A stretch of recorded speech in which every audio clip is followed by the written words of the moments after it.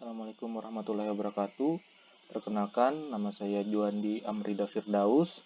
Saya peserta Latsar CPNS golongan 3 angkatan 15 kelompok 3. NDH saya 22. Di sini saya akan melaksanakan tugas Latsar saya yang berjudul analisis isu efektivitas kinerja individu berdasarkan tupoksi kerja. Adapun identifikasi isu yang saya angkat di sini ada 3 isu permasalahan. Yang pertama, upaya kesehatan gigi dan mulut masyarakat belum berjalan sehingga mempengaruhi motivasi dan pengetahuan masyarakat. Hal ini berkaitan dengan kurangnya tenaga kesehatan gigi dan mulut di instansi tempat saya bekerja. Kemudian isu saya yang kedua itu adalah rendahnya kesadaran orang tua dan anak dalam memeriksa kesehatan gigi dan mulut di puskesmas. Hal ini besar kaitannya dengan kurangnya edukasi dan penyuluhan kepada masyarakat. Kemudian isu yang ketiga, tingginya angka karies gigi pada anak usia dini saat kunjungan ke puskesmas. Hal ini berkaitan dengan kurangnya minat masyarakat untuk memeriksakan kesehatan gigi secara rutin sejak dini. Kemudian, analisis isu dengan metode USG, yang mana USG itu artinya untuk U yang berarti urgensi, yaitu seberapa mendesak suatu isu harus dibahas, dianalisis, dan ditindaklanjuti. Kemudian, untuk S, seriousness, yang artinya seberapa serius suatu isu harus dibahas, dikaitkan dengan akibat yang akan ditimbulkan. Kemudian untuk G, itu growth, yang artinya seberapa besar kemungkinan memburuknya isu tersebut jika tidak ditangani segera. Di sini dapat terlihat angka-angka yang tertera. Saya sebelumnya di sini menggunakan kuesioner yang saya bagikan melalui Google Form. Di sini responden saya itu ada 7 yang menghasilkan nilai-nilai seperti ini. Kemudian hasil dari nilai ini didapatkan peringkat, yaitu peringkat pertama adalah rendahnya kesadaran orang tua dan anak dalam memeriksakan kesehatan gigi dan mulut di puskesmas. Kemudian peringkat yang keduanya adalah upaya kesehatan gigi dan mulut masyarakat belum berjalan, sehingga mempengaruhi motivasi dan pengetahuan masyarakat. Peringkat yang ketiga itu tingginya angka karies gigi pada anak usia dini saat kunjungan ke puskesmas. Kemudian teknik analisa isu pendekatan fishbone diagram. Di sini ada penyebab dan ada akibat.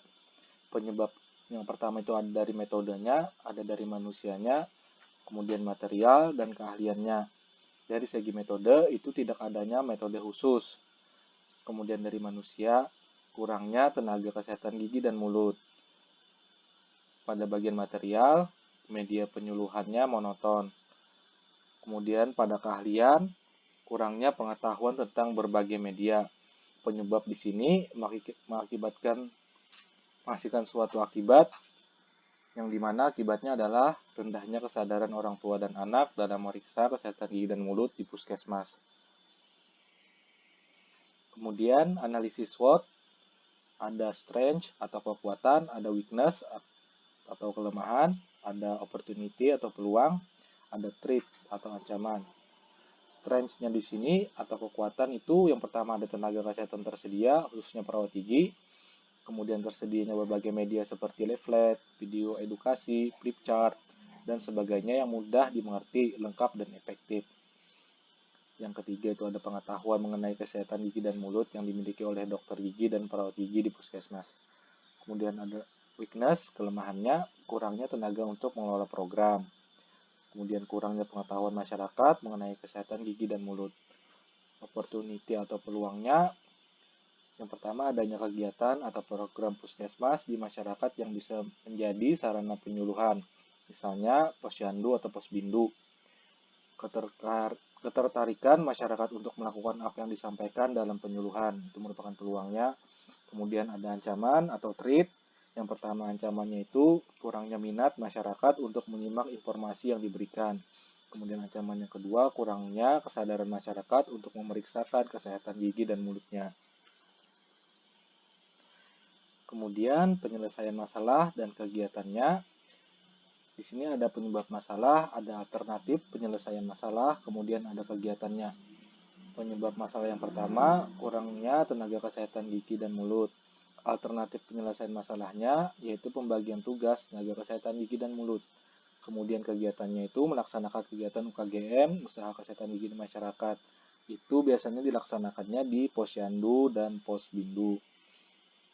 Yang kedua, penyebab masalahnya tidak adanya metode khusus. Alternatif penyelesaian masalahnya itu membuat metode penyuluhan yang lebih efektif. Adapun kegiatannya melakukan kegiatan penyuluhan dengan bermacam metode. Penyebab masalah yang ketiga, media penyuluhannya monoton. Alternatif penyelesaian masalahnya membuat inovasi media penyuluhan yang lebih kreatif dan efisien. Kemudian kegiatannya itu selalu melihat berbagai referensi media penyuluhan. Penyebab masalah yang terakhir itu kurangnya pengetahuan tentang berbagai media penyuluhan. Alternatif penyelesaian masalahnya pelatihan tentang penggunaan atau pembuatan berbagai media penyuluhan atau upgrade skill. Kemudian kegiatannya itu sharing sesama tenaga kesehatan gigi dan mulut serta mengikuti seminar atau pelatihan tentang penyuluhan. Oke, sekian dulu presentasi dari saya. Salah hilapnya mohon dimaafkan. Saya akhiri. Wassalamualaikum warahmatullahi wabarakatuh.